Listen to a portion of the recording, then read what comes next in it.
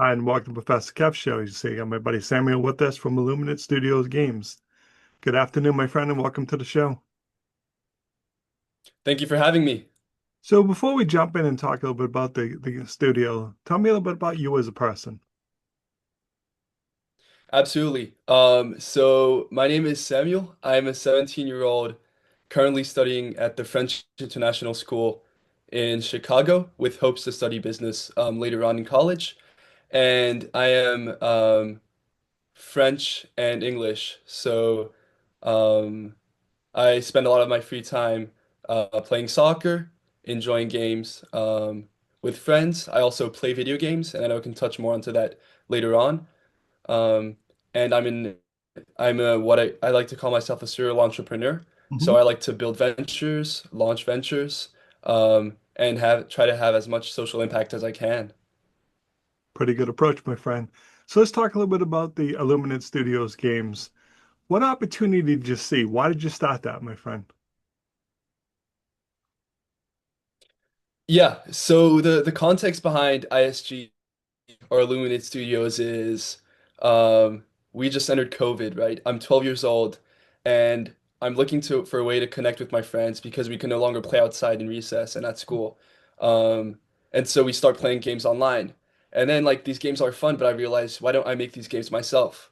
So I started off, obviously my first games were failures. I built things, I broke them, I built them again, and eventually as the games followed themselves, um, I mean taught myself how to code, obviously improved my skills as the games went on, and we also grew our team and eventually started making some really fun interactive games that users were enjoying.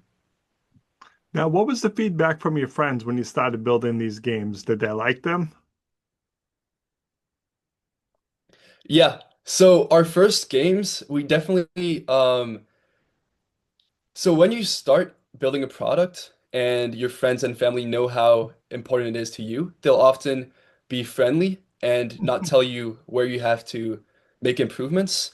And so I actually told them I want them to tell me where I have to make this better. I want them to say the hard and painful truth. And they did. And so the most important feedback we had was just, feature requests, um, coding improvements, UI improvements, just all the basics. But because I had such a supportive group of people around me from day one, we were able to really enhance our gameplay. Um, and so it was more of just, feature requests, also telling us what they actually want the games to have, because at the end of the day, you're a business and you're selling a product. And so you want to have your audience who's influencing the sort of product you're gonna build and the sort of product you're gonna give them.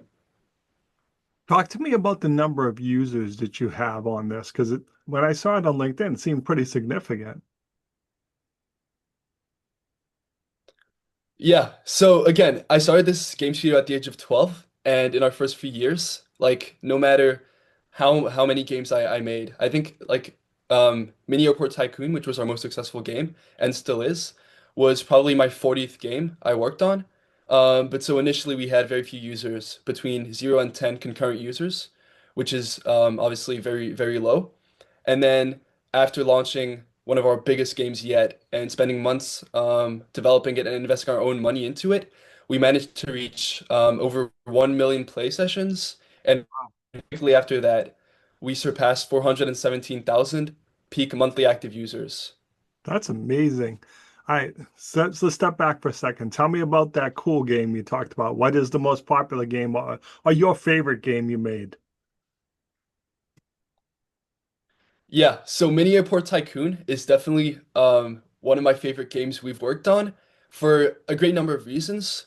First of all, it's one of the games where obviously our community has enjoyed it, hence its success.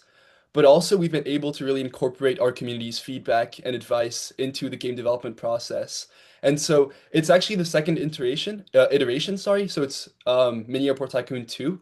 Before that, we just had Mini Airport Tycoon, and we actually launched the second version after interacting closely with our community and seeing which sort of requests they would like, what sort of like new planes they would like to add. We also implemented drivable or flyable planes, And, really, this is one of the games I appreciated working on and developing the most because our community and our users were tangentially involved in our development process. And so we were actually bringing in some of our users from our community to communicate with us, via Discord and via communication channels, to actually have the users work with us on development, to have the users help us with testing the game. And eventually we ended up, building a game that exceeded our expectations. And I truly believe we achieved the success, and also this personal fulfillment of having a successful game because we had a product that the users enjoyed, and it was achieved through our close proximity with our audience. All right, crystal ball time, Samuel. What's the future hold for the company? What are you hoping to accomplish?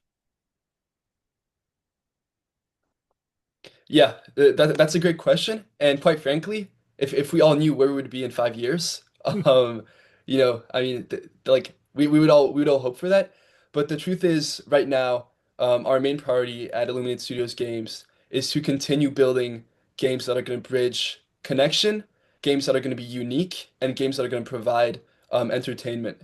And so with that, we really want to, continue building games. We're actually working on a new game that we've just released in alpha version, which is called Tech Store Empire, where users can pretty much build their own tech store, and purchase vehicles and play with friends around a fun map. Um, but essentially, I mean, in the future, in the next years to come, we also want to try to integrate learning inside of our games. So trying to incorporate gamification, and learning, and sort of like the intersection of the two. So whether that's by creating um, learning games or maybe other sort of like game experiences that will provide learning in a non-explicit way. For example, if you have a game that's like a stock market game and you learn to invest, it may be a game, but you're still going to learn some fundamental skills. And so while we've been able to, provide entertainment and we've had some great metrics, now we also want to take this one step further and be able to teach our users as well as providing an entertainment. So, Samuel, people like to check out the games. What's the best way to do that?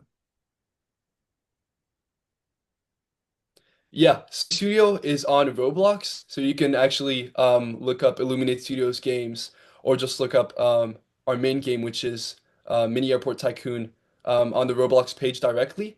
And if not, you can also have a look at our website, illuminatestudiosgames.com, and it will take you to our games from there. Awesome. Samuel, I appreciate you taking a few minutes to call to the show. And as always, thanks for being my friend. Thank you.